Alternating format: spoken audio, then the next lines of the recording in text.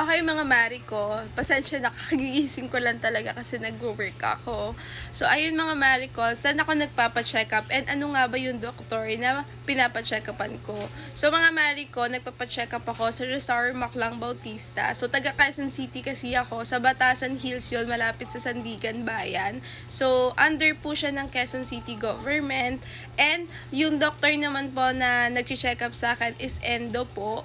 So, sabi nila, yun daw po talaga yung doctor for thyroid problem. So, iba-iba naman yan kasi meron akong kakilala, ang doctor niya naman is ENT naman. I don't know kung ganun din yun sa inyo. Pero sa akin po talaga mga mare ko, endocrinologist po yung tumitingin sa aking thyroid problem, which is yung ating hyperthyroidism nga.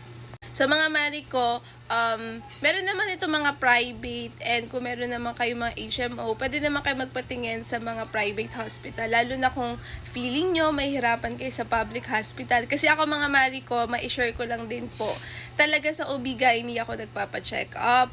Tapos dun nga nakita na yung aking vital signs is kumbaga may something lalo na dun yung sa heartbeat ko, sobrang lakas. So, yung OB-GYN ko talaga, nirefer niya ako sa endo. And thank God guys, kasi nga merong endo doon. At least ngayon, kahit papaano, naagapan yung sakit ko. So, yung hyperthyroidism ko mga mari ko, magwa 1 year na po siya ngayong March 17.